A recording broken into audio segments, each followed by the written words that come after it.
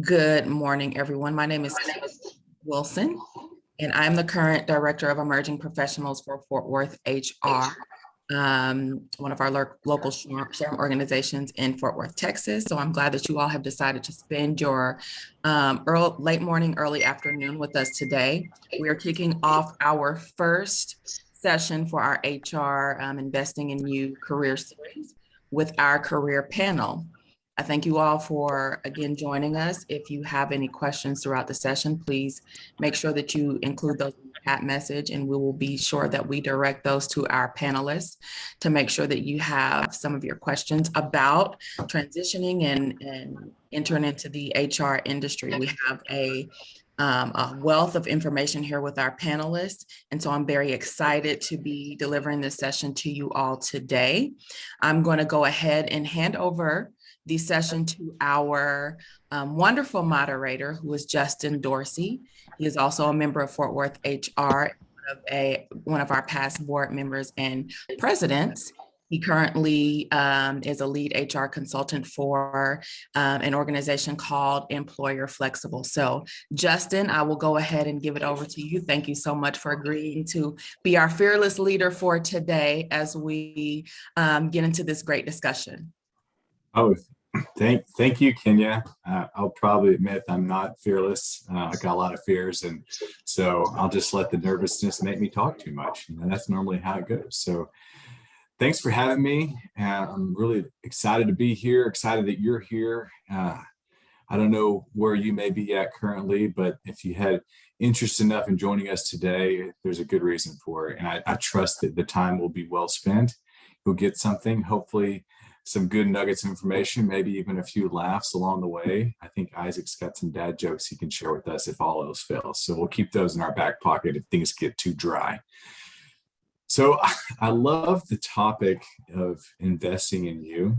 And I think that's one of the things that we probably all need to be doing more of, more self-care, more thinking about our future, more being intentional about what do I want to do with my life? And a lot of people have been asking that question because we went from like massive layoffs to like a crazy good job market, but also a crazy competitive job market. And so a lot of people are asking, how do I stand out from the crowd? How do I get noticed? And some folks are early in their HR career or trying to break into HR.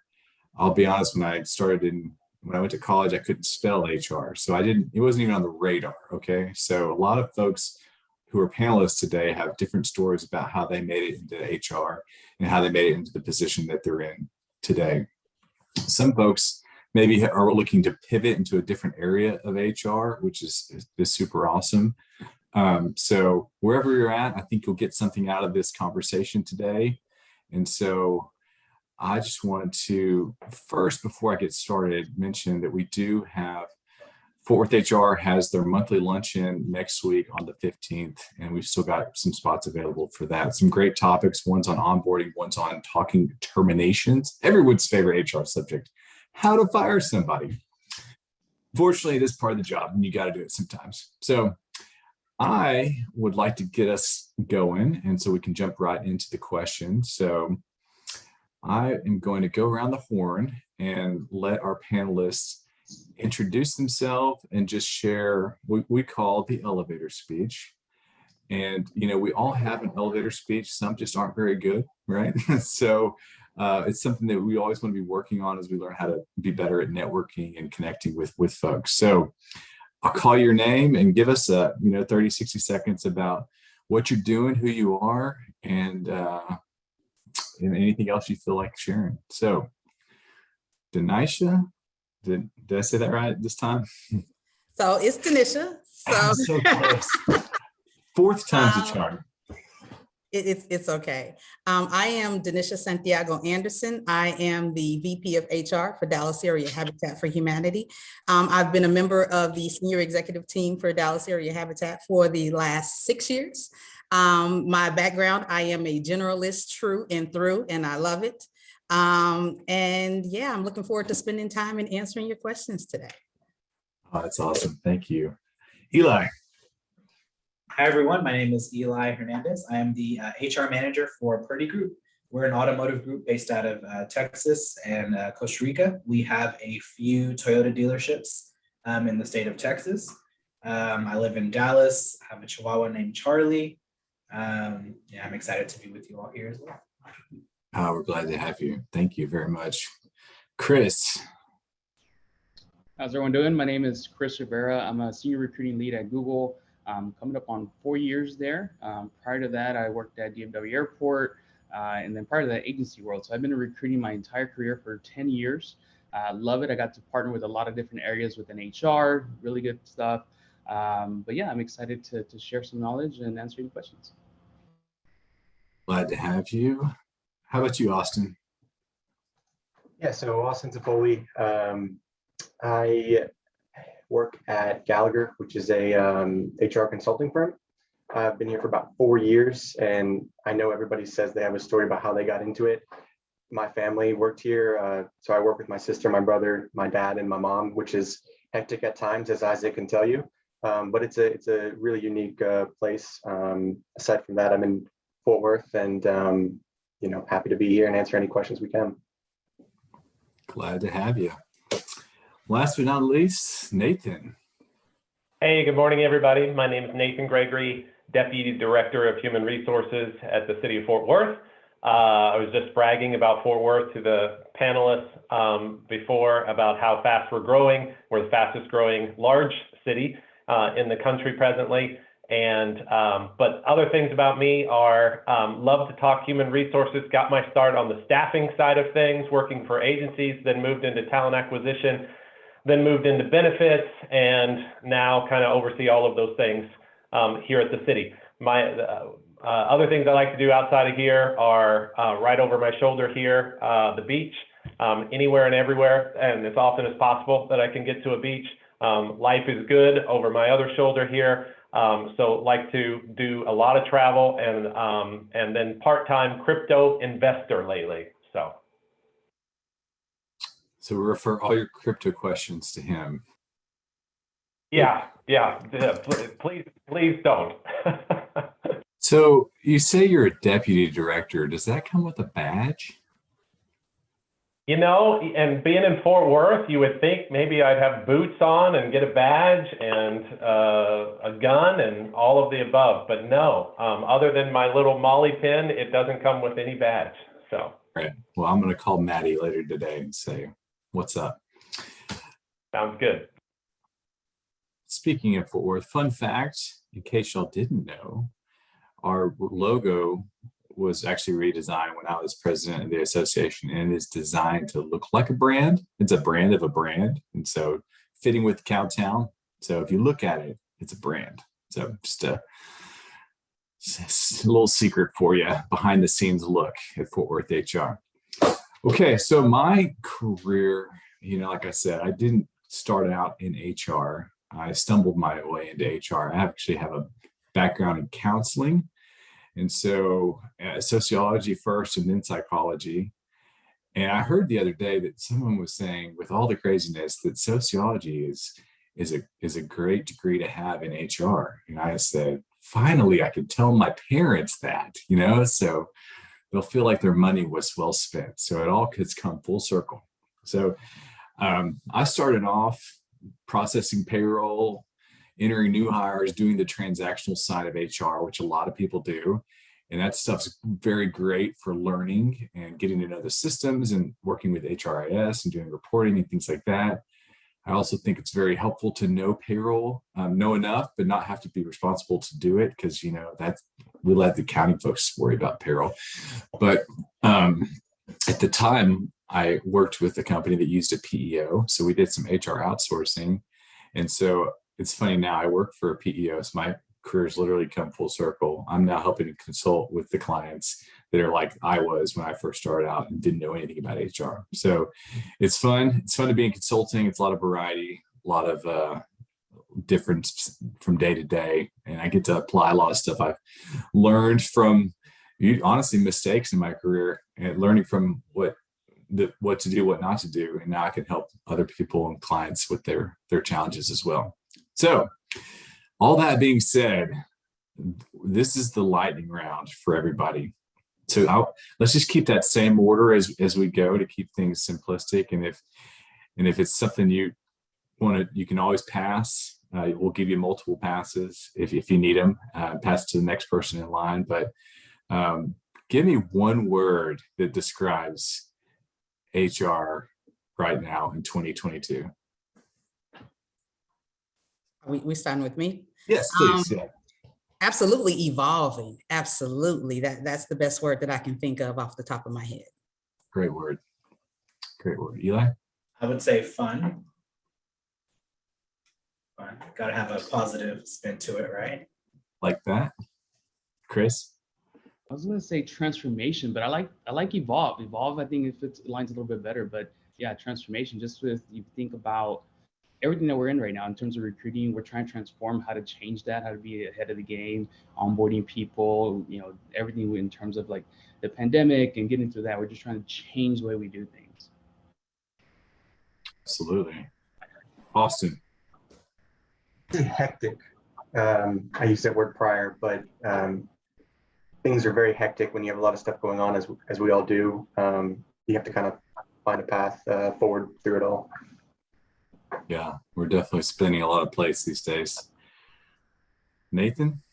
I would say needed. I think it's a needed profession like never before coming out, or whatever phase we're in of the pandemic. It's needed like never before. And I think that's been proven over the last couple of years. Yeah, those are all great answers. And I think this is a time in HR where it's not going back to how it was a couple of years ago. That cat's out of the bag. So we've all got to change and adapt. And the companies have realized how much they need their HR departments and have leaned on them for some things that we never dreamed we'd be doing, right? Sending people home who are sneezing and checking vaccination cards and just doing stuff. I'm like, I don't know if I'm qualified for being I'm not attending doctor school at night, just throwing it out there. So yeah, we're all doing lots of different things right now, but we've got to evolve, we've got to change, we've got to adapt, or not to be able to support our employees and our organizations. So first question, and we are taking some questions in the chat that we'll get to those towards the end. We've got some folks keeping their eye on that, but we've got a couple questions that we've prepared ahead of time just so we can start to give some insight into kind of our own careers. And so starting back at the top. So how did you get started in HR? So I moved to Dallas from Chicago and kind of fell into it, right? I moved here after grad school with the promise of landing my dream job. And I needed a job. So I got a job at a staffing firm that placed me at a company as an HR assistant because my bachelor's is actually in HR. I had never used it. And I was like, oh, okay, well, I mean, here we go.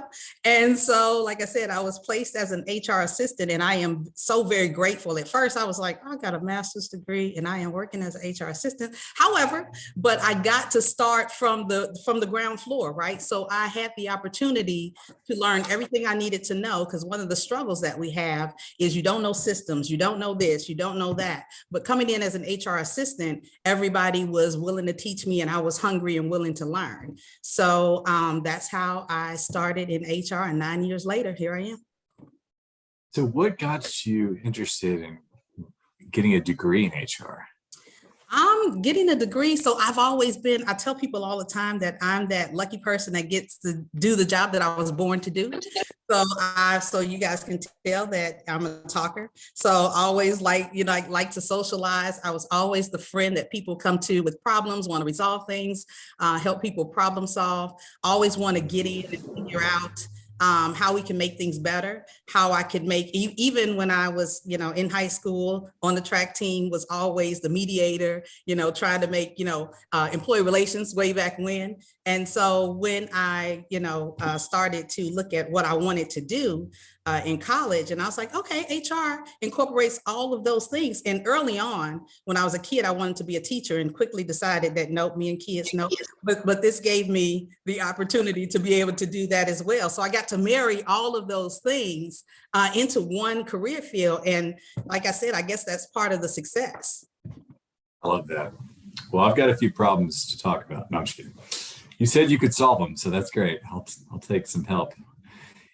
Eli, what got you interested in HR? How'd you get started? Yeah, so I actually went to school with the intention of going to medical school, right? I think a lot of people start that way. And then you start taking the classes and you're like, that's okay. So after I graduated, I was trying to figure out what I wanted to do. So I started at a staffing agency, but as a staffing manager, or pretty much the person that places associates at clients, right?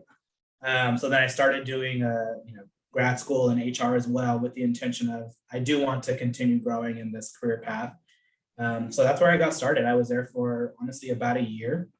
It's a very tough business, especially when you're staffing light industrial warehousing type positions, right? It's just constant churn. So I got an opportunity to work with a healthcare services company, which is where I met a lot of my close friends that I now work with on the board of Fort Worth HR. And since then, I've progressed to the automotive industry. So, staffing, retail, healthcare, automotive, kind of been all over the place. But every place I've been, doing some form of HR, and I really enjoy it. It's great. Yeah. Lots of variety in the background makes you, those experiences definitely will make you stronger. You're like, I've been there, seen that, got the t-shirt. Chris. All right, so it sounds like agency is the way to start. That's same with me here, and kind of similar to Justin. My background was in psychology. I wanted to be like a child psychologist or something in that field, and then I was like, whoa, I got a PhD. Got to go the whole way. So I leveraged a little bit of networking. That's how I got into HR, and I went to Texas A&M, and they have a huge network, and I really leveraged that. And I had one of the recruiters who was an Aggie at an agency was like, hey, because I submitted my resume, I was like, do you want to hire people? I was like, yeah, that sounds fun. That sounds cool. A cool job. And then I realized it was like the agency style, so it's very like sales, and I learned a lot. I did that for about a year and a half, and I feel like I feel like a badge in the recruiting, right? Like I was in the agency world, like a lot of fundamentals, a lot of the core values that I learned from there, and the hustle and the grind, which was great. So that's how I got into it, and I realized like, hey, you know what? I think I want to be a little bit more strategic. I want to be, rather than doing contracts and giving like spreads or like bill rates and stuff like that, I wanted to be more strategic and be involved more in like the business and actually value the mission and bring people in and things like that. So I then transitioned to DFW Airport, where I spent almost 5 years in different roles in terms of like recruiting, and got to work on different things like just at the recruiting, like employer branding and candidate experience and sourcing and data and metrics, all that stuff. So I really enjoyed that. And then just in terms of like HR and recruiting, I also pursued like my PHR, other things, because I wanted to understand like how can I partner with compensation? How can I understand their business better so I can be a better partner? And you'll notice like within HR, you have so many different areas that everyone kind of works together, right, to the end goal. So yeah, that's me. It's great. Yeah, absolutely. I mean, the whole thing 15 years ago was HR needs a seat at the table, and HR I would say has that seat at the table, and now we just need to be able to understand what the other seats at the table are dealing with in order to be effective. Working with CFOs and CEOs and CIOs to help meet their people needs. And so the funny thing on the recruiting piece and staffing agencies is that being on the HR side and often working with them in the past, it's always kind of been funny to me that you'll meet somebody, and we'll just have them stay nameless, Robert Half, and somebody works for an associate, some company, and they're like, oh, this is the greatest agency that exists in the world. And then in like 6 to 9 months, they'll be working for a different agency, and they'll be like, oh wait, I was wrong about the last one. This one is the best, So there's a lot of turnover in staffing, and you can understand why when you've been in that side of the business, But so if you find an agency, this is free advice. You find an agency that has low turnover, there's probably something to it, So something to think about. All right, Austin, your turn, buddy.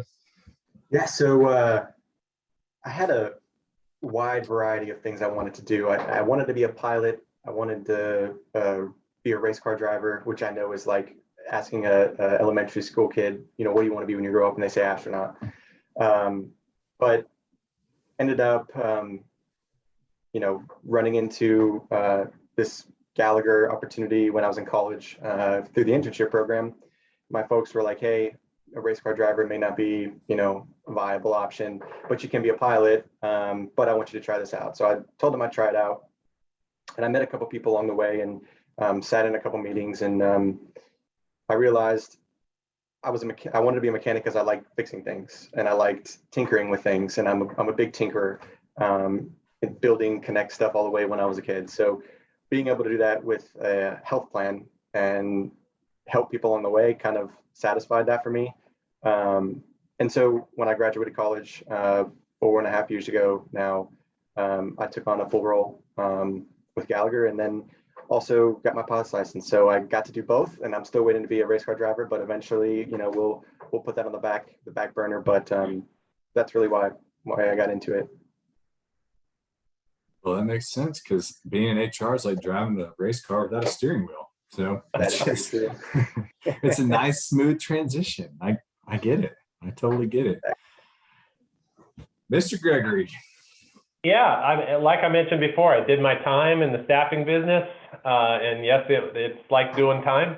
And got out of there after a few years.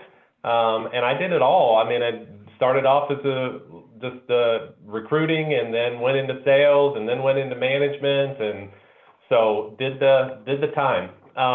Then realized that, hey, these staffing agencies, it's feast or famine. Like it's times it can be really good and times can be really bad. And so got over into recruiting, into talent acquisition on the corporate side of things.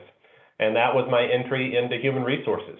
And from there, my career has just, I just keep adding different areas and get really involved in those areas to learn those areas. For example, benefits was a space that I had an opportunity to really be involved in until here at the city. And we had the person that was over benefits that was going to be retiring. And so for literally a year and a half, I was copied on every email. I attended every meeting. This was besides doing what I was supposed to be doing in my normal job, and just immersed in trying to gather about 40 years of knowledge and experience and download that into me over about a year and a half period in order to run a $100 million health plan. So and that's just kind of how things have gone, is I just kind of keep, trying to blossom out and get into other areas, new areas that I haven't participated in and known yet. So I'm just about there. I think maybe like risk management, property and casualty, maybe is the one area that I haven't been in yet, but I'm even starting to learn some things in that area. So I'm working with them now to just get knowledge in that group. So that's the way my career has gone. And that would probably be a big encouragement to anybody, is just, blossom out into other areas. Do your normal job, but then find other areas that you can help with and grow in those areas. So. Yeah. See a problem, solve a problem. I mean, I think there's a lot to be said for that. And you bring up a good point. I'll just open this as a general question to the group. So anybody feel free to chime in, because several of y'all have mentioned, having some generalist or HR assistant type duties in your past. And so some folks are trying to decide as they move forward in HR, do they go the generalist route or the specialist route? And so would love to hear the different perspectives on that from anybody who wants to share.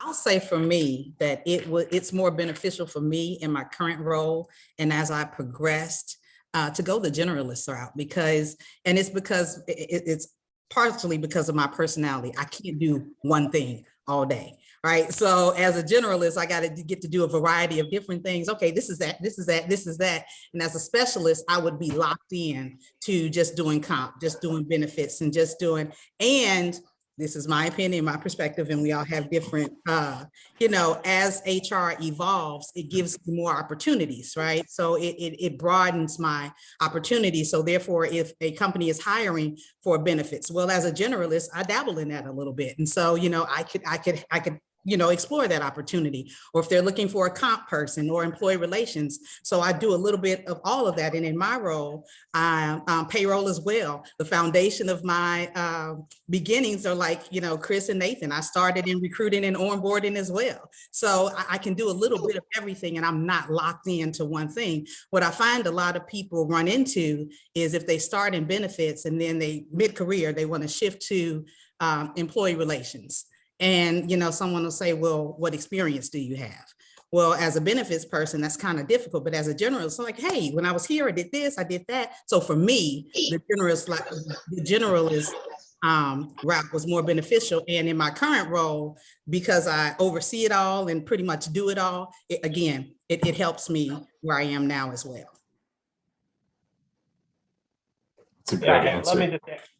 Let me just add and say that I think you can go either route, right? I don't think there's a right or a wrong answer.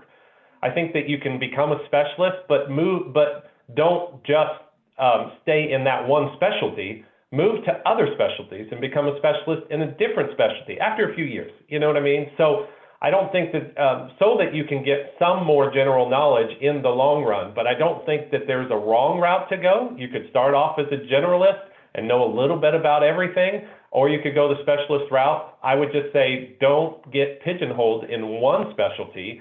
Make sure that you move from specialty to specialty if you go that direction, or if that's presently where you're at. No, you're right. That's good feedback for the audience. And I would say, there's certain specialties, if that's the route you want to go from a generalist role and you figure out this is the part of HR I really want to pour myself into, I think that there's a lot of opportunity in compensation right now. God bless whoever wants to do that. It's not for me, but I'm glad some people enjoy it.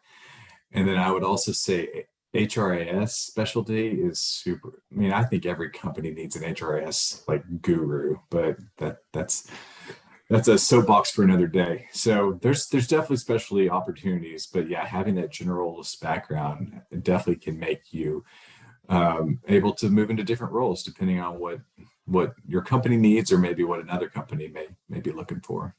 So, and like thinking back to when we did the intro, I believe there was only one person that got their degree in HR, potentially. So that brings up another topic, because I don't think a lot of like 18-year-old high school students know what HR is. They may have watched The Office and think that we're kind of like Toby, but we need to be Hollies, not Tobys, okay? If we're going to be effective in HR. All right.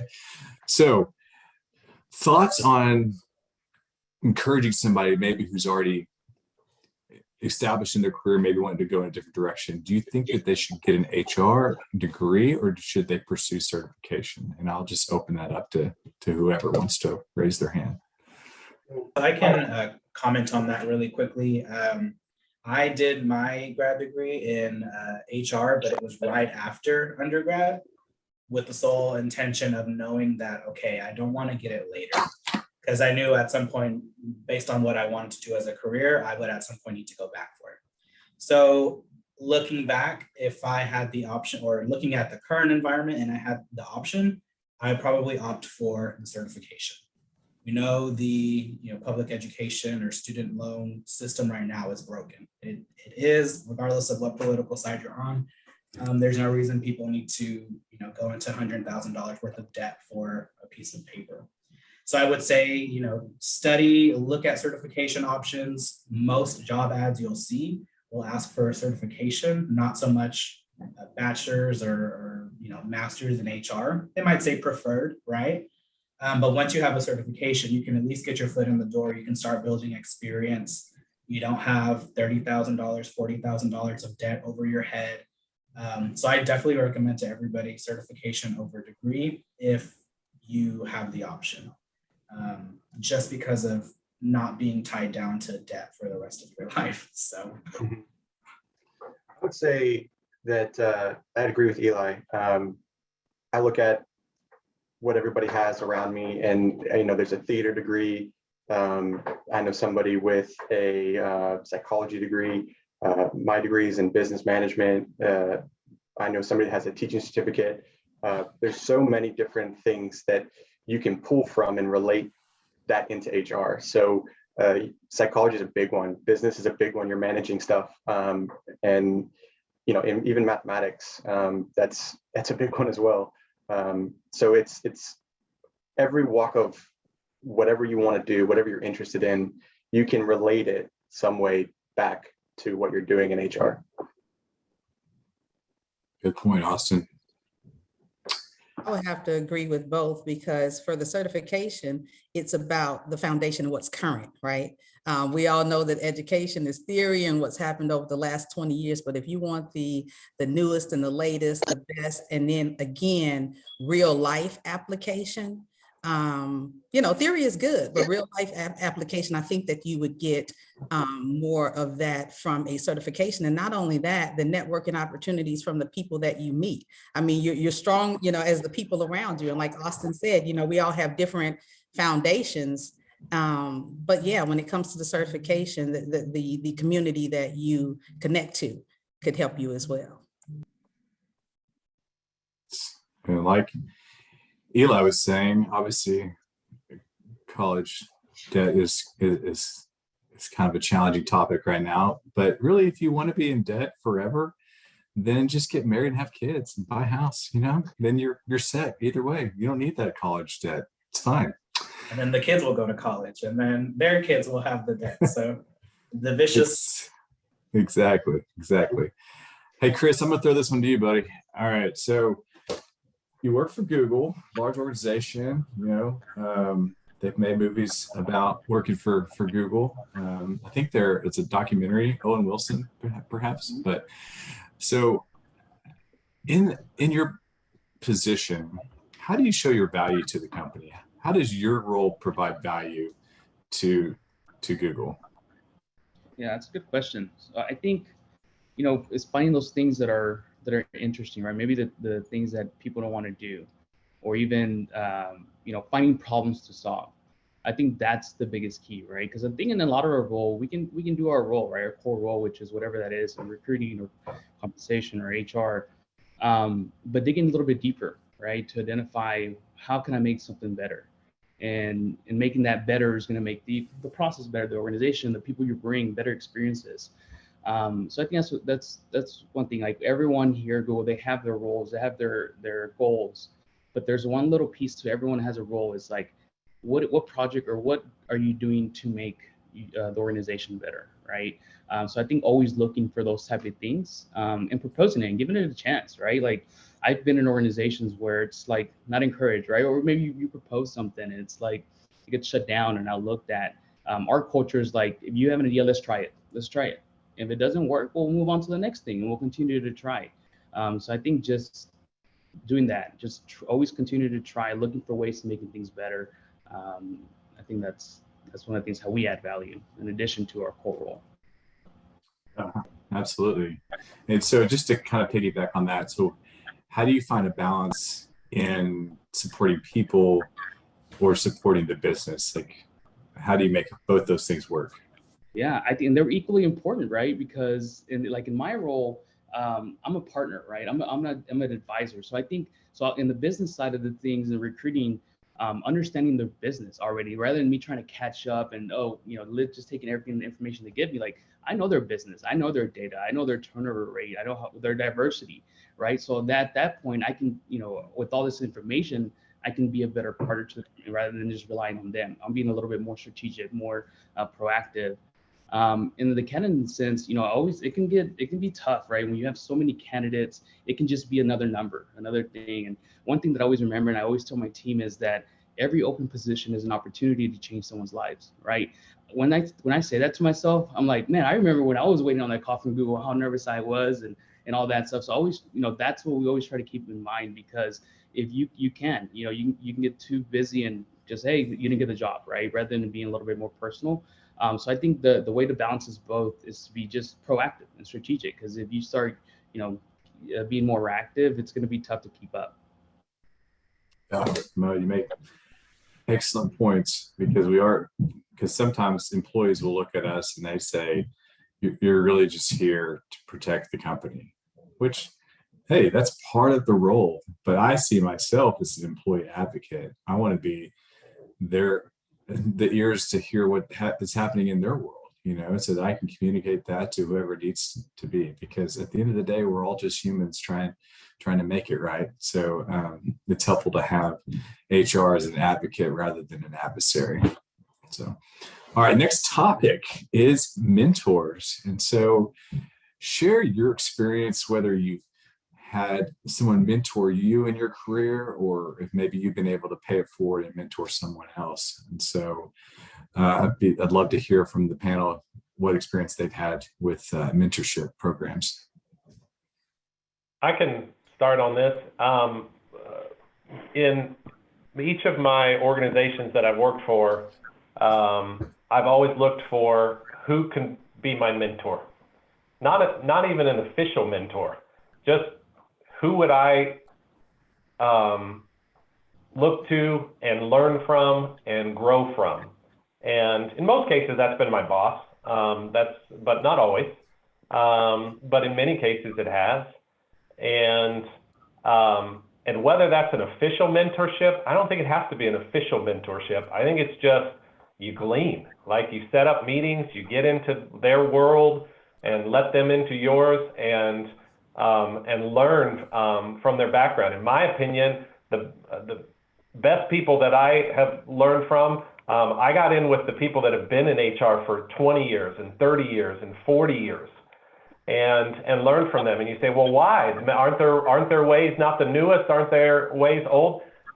Okay, maybe in certain cases, but their knowledge level of where human resources is and where it needs to go and things like that has been huge.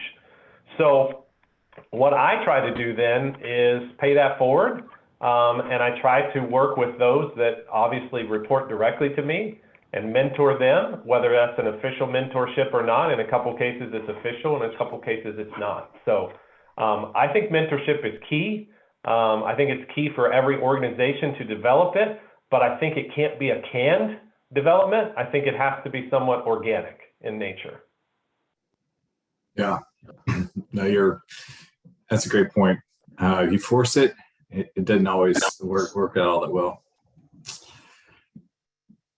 I would say, yeah, mentorships are huge. Or mentor, I think that's been a big part of, my success here. And I don't know if it would be the same, right? Like, and I think if you really if you're already in HR and you want to be a little aggressive, ask your VP of HR to be your mentor, right? That's a good way to they understand you, they can kind of help you throughout. But yeah, and to this day, I still keep up with my mentors.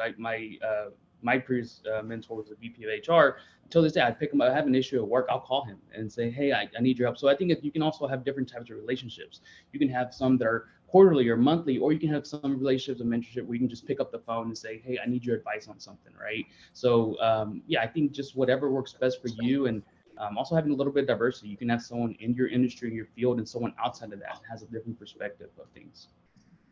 Yeah, absolutely. And, my shameless plug here is that Fort Worth HR is a great place to find a mentor or a mentee. There's a lot of opportunities to pay it forward to emerging professionals. And so I encourage you, if you've got that on your radar, you can always reach out to info@fwhr.org and they can help connect you with somebody, because there's a lot of people with a lot of knowledge. And those are the folks that you pick up the phone and call when you don't want to call an attorney or you just need some advice, whatever it may be. It's a lot cheaper to call me than it is to call an attorney. All right, anybody else on the topic of mentorship? I'd say real quick, I like what Chris said about finding mentors outside of the industry and outside of your region or location. I made it, whether or not your company is global or whatever, I think it's really unique to get different market perspectives, especially in HR, because what's happening in California and New York and Florida is different than what's happening here. And they may give you ideas. They may give you help with a current situation that you're in.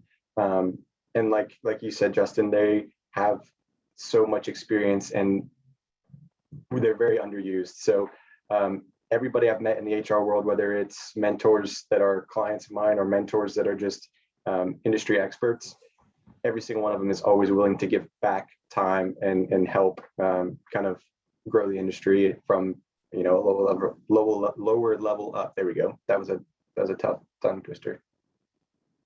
Yeah, we don't always have a supervisor that's all that super, you know, who can be a good mentor. I've reported into HR folks and I've reported to non-HR folks.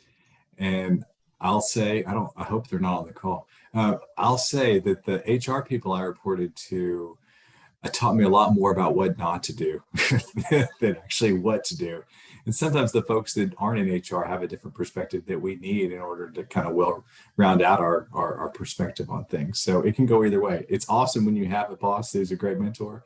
A lot of times it doesn't work out that way. And so lots of opportunities within the Fort Worth, not just the Fort Worth, but really DFW has such a strong network of HR people. I mean, we have 4 SHRM chapters within an hour of each other. I mean, I don't think any other Metroplex could say something like that. So wherever you're at, we could find somebody and help get you connected. So, okay, now we've got kind of a more challenging question. And so we've heard about the job market being good, but then we're also starting to hear about layoffs in the tech space. So there's a lot of like confusion, I think, right now in what is happening with the job market. And I also think, as I mentioned earlier, there's so much competition because we're all hearing about that person or have that friend or who has gotten that 30, 40, 50% increase and changed jobs and blah, blah, blah. You know, we're all hearing these stories. So there's a lot of people that are curious about what's out there in the job market. And so that can sometimes cause you to reflect on your own position, what you're currently doing day in and day out. And the old adage is that people's minds leave before their bodies do. So how do you know in your role that the writing's on the wall, it's time to leave? And if you can share a personal experience or any advice you've got in that area, how do you know when it's time to go?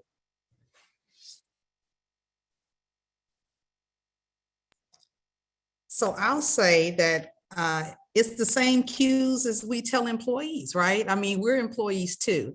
If the job is no longer working for you, if you got to take deep breaths in the parking lot before you walk in, if the moment somebody, you know, says, "Hey, how you doing?" you get pissed off, it's time to go. Even if any sign, those are the signs, you know, or, you know, if it gets to the point where you're sitting there and you don't love it anymore, it's time to go. And it's not necessarily it's time to leave HR. It could absolutely, you know, be your environment. I can tell you that the organization where I first moved here and I got my start, I started off as an HR assistant, moved up to a generalist, became a business partner. And then it got to the point where the environment started to, I just wasn't happy, you know, anymore. And it wasn't, I mean, there were a few things that were done that got me there, but, you know, I was still, you know, comfortable and wasn't ready to leave. And so, you know, I went to my boss and I said, "Hey, you know, I want to grow. Maybe if I can do this and maybe I can do that." And then and it was just basically no. I was like, no. Okay, so the only way to leave here is if I, you know, go buckle down, get my certification.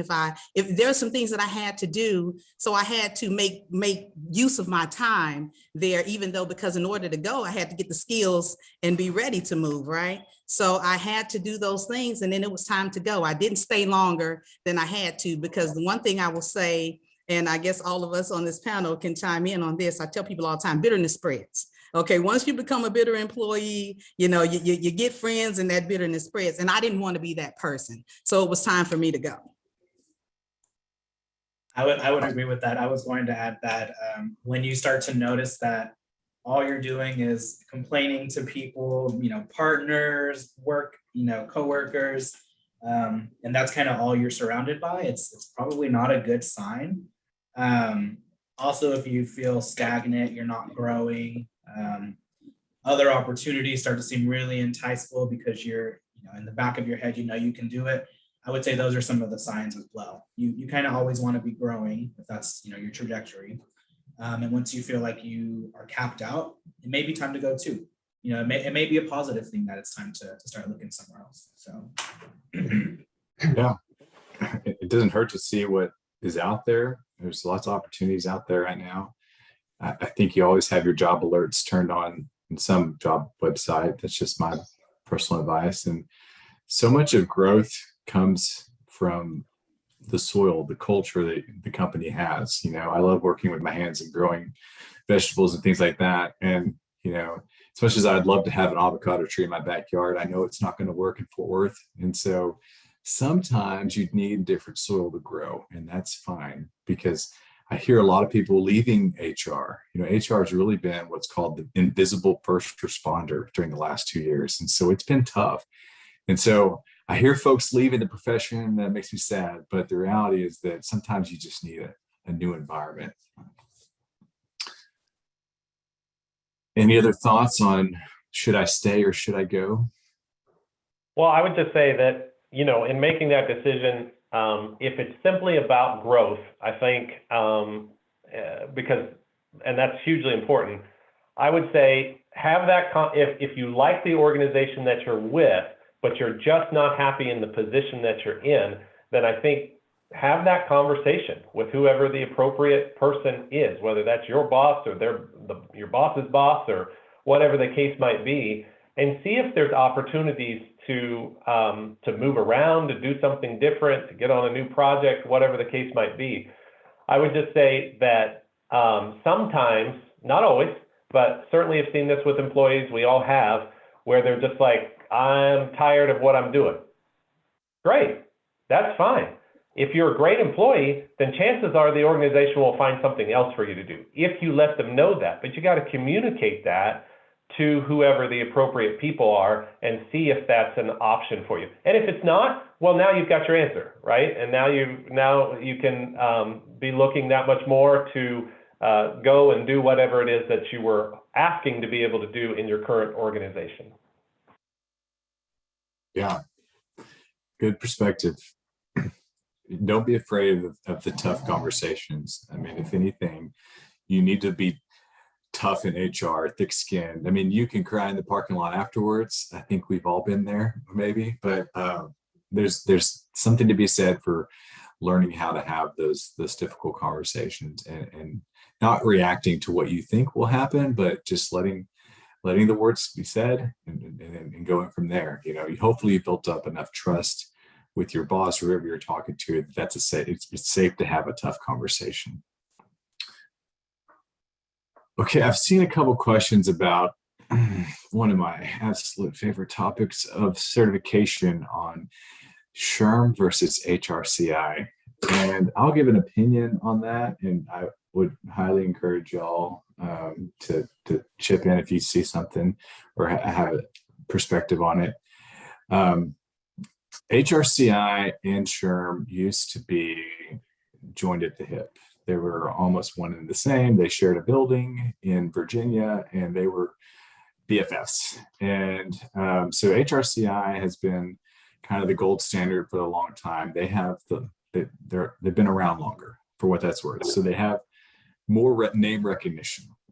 SHRM, however, came along and decided to come up with their own certification, and there's a lot of reasons for that. So they broke up with HRCI in order for that to happen. And so it has caused a bit of confusion and chaos at times in the world of HR. And so SHRM has way deeper pockets, let's just be honest, than HRCI. And I think we'll continue to drive that in the future. And so that's not going anywhere either. So I think it will eventually be as prevalent, if not more so, than HRCI. And so that's not really answering your question, but it is just kind of context for the difference between the two. SHRM feels theirs is different than HRCI, and they could both argue which one's more valuable. But a lot of job ads, you'll see PHR, SPHR, APHR, but then you're starting to see SHRM CP and SHRM SCP quite a bit. So I don't think either one's a mistake. I'm just giving you some context for how we got to where we're at today. Anybody else want to chime in on that? I think SHRM is the more accessible option for sure. HRCI has kind of, and I think to maintain the integrity of the certification, they've not necessarily introduced barriers, but have a very high list of requirements before you can even sit for the exam. They introduced the FWHR2, which I think is cool, but also how much of that is marketing to get people to sit for their exams as well. Don't know, not sure. But SHRM has definitely always been more accessible. They consider a wider variety of types of experiences as relevant experience. I know we talked a little earlier about different backgrounds, theater, psychology, that kind of stuff. They break it down more on a competency level as far as what qualifies for relevant experience.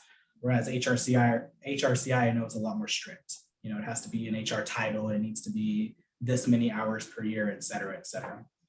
So I would agree with Justin. I don't think either option is a bad option, but I think when you increase accessibility, you're going to have a wider net of people to cast to.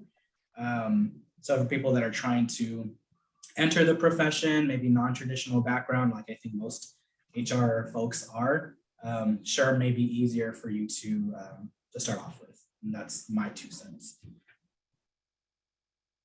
Yeah, appreciate that. Go ahead. I'll add my 2 cents. I actually had both. And then when it came to renewal, this time I only renewed my HRCI. And it's because not necessarily, like I said, both are great. It depends on what you want to do. But I'll say that what I've noticed for recruiting forms for at the executive level and the C-suite level, most of the job descriptions ask more for the HRCI certifications versus the SHRM. And then just like Eli just said, it's because SHRM is so new. Once it gets some more years behind it and more traction, it really won't matter. I'll tell you that when I'm hiring, either one works for me. It's up to you. I'll help you study and get there with either one. I don't have a personal preference, but I'll say that that's why I made that choice. Not necessarily because it mattered either way, but because of where I want to go in my career and what I see that they're asking for.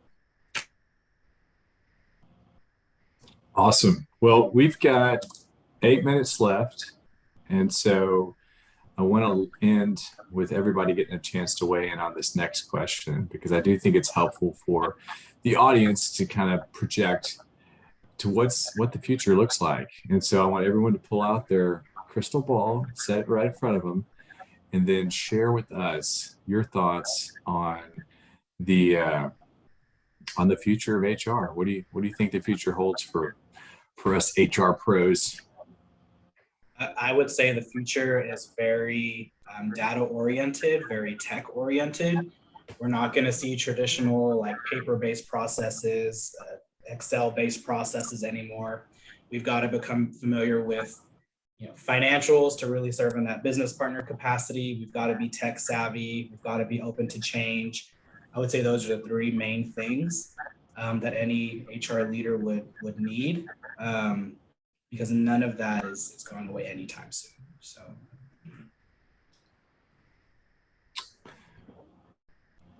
Agree. Yeah, I would. I mean, that was pretty good. I mean, I think Set the bar high. Yeah, I was like, wow, what else? The database is very important. I think we're going to expand a little more into that, and we're going to leverage it a lot more, because that's how the business is making decisions, right? So we're a business as well, right? And we support the business and ourselves. Also, the innovation piece, the tech piece is going to be super important. We have people who are working from home or working across, the country or whatever that is. And so how we leverage technology to be able to be more effective and efficient in our job, that's going to be a kicker. So I would say like those 2 would be the big ones. I'll say from my perspective, you're going to see a lot of HR, especially for companies that don't necessarily have a legal team like myself. doing a lot in the legal realm. And if 2020 didn't teach us anything else, it taught us that we better make sure that it's legal and it's compliant. And with the workplace evolving, especially in these hybrid models that we have, there are certain things that you can't do. And it's expensive to pick up and call an attorney. I know when I spent time with mine, you know, we chatted up and I thought we were having a good conversation. And she sent me a bill for $1,200. I was like, what Jesus? So yeah, so my thing about it is there's some things that it will be beneficial for you to know without having to get confirmation from a legal team. And that, you know, a lot of things are going to take us off, especially when we talk compliance into the legal realm. Agree with everything that's been said. I would just add that HR has been in the past and will continue to be, and it will be needed even more, an empathetic part of the organization, to be able to show empathy to employees of all different backgrounds and understand where they're coming from. I also think it will, and it has been and will continue to be, a relationship-oriented business, because we can't lead unless we have relationships with the business and with employees. And so I think it'll continue to be that. And then lastly, I would just say that human resources must become and continue to be and become a leader within the organization. And people follow, at the end of the day, people follow leaders, right? And so human resources has to have leaders, especially at the top end for sure, that are willing to step out there and lead the way and challenge the way things have been done, and lead the way forward for how things should be done in the future, in order to have the workforce that every organization wants to be able to have for the future. We have to challenge the status quo and move things forward. And a lot of that's going to come through relationship and just simply empathy. That's great. It's really well said, also, Nathan, because one of my favorite quotes is a guy named Andy Stanley. He says, rules without relationship lead to rebellion. And so if we're not building those relationships, it makes it hard to be effective. And I would say HR has to be proactive. Gone are the days where you just wait for the work to come into your inbox, your team's message, or whatever it may be, because if you do that, it will consume you. You have to figure out a way to automate, get those things where they just work, so that you can actually be proactive and strategic. So, Austin, do you want to throw us, what are your thoughts?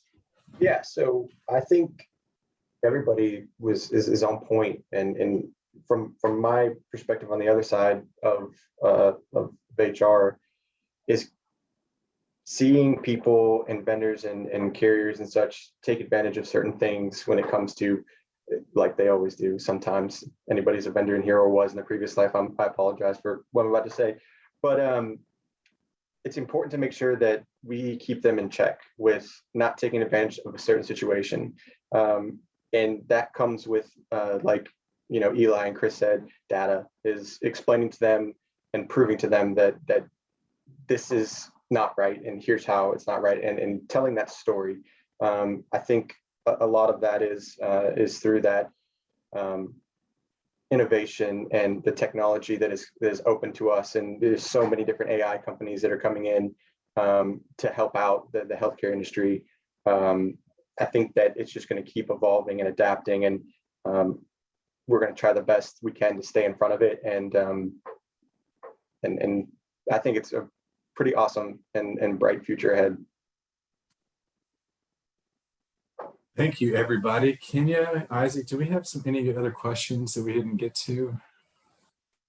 I know there were some questions surrounding mentorship. I think that you answered, as well as certification, sorry. And so let me see. There was a question about how the best approach of obtaining an HR certification, but I think someone answered that in the chat regarding prep courses. So I think, let me see. Looks like there was one about the promotion opportunity, but you're not tapped for the promotion because you're too valuable in your current role. Yes. That is an excellent question. It kind of makes you think of, you know, when you want to apply for a job internally, a lot of companies will make you get your boss's permission to do that, right?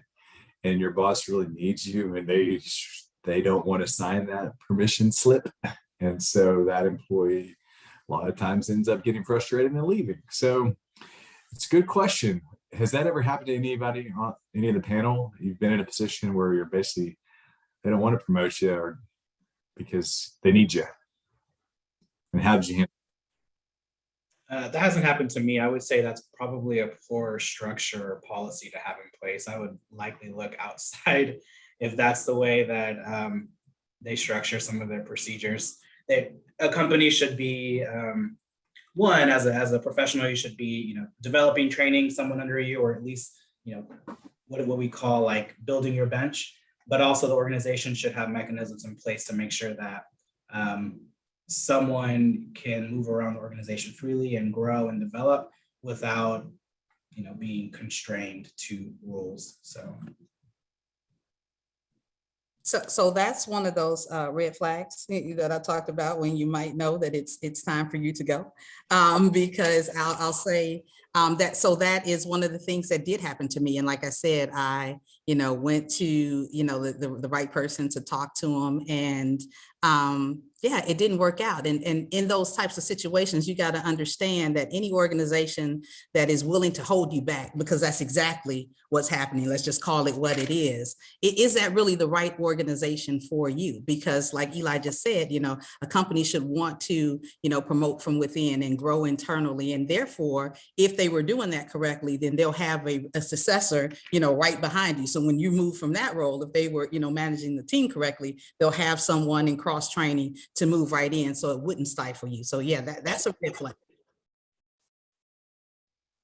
Yeah, I agree with everything that was said. It's a major red flag. I would just add, have that conversation and make sure that it's not just in your head that they're not going to promote you because you're too valuable in your position. Make sure and force them to tell you that. If they do tell you that, then it's the red flag time and it's time to move on. But sometimes in organizations, they don't realize, and once you do tell them that, then all of a sudden the doors open because they realize, hey, we've got a very valuable resource, you, here, and we don't want to lose you. So. Great answers, everybody. Thank you so much for your time. Appreciate all the insight, experience that we have gotten from the panel. And I would say if additional questions pop up, if you're on this call, you want to dig deeper with somebody, I would say you can reach out to anybody in this group and they'd be glad to help you out. So appreciate y'all's time, and hope you enjoy the rest of your day.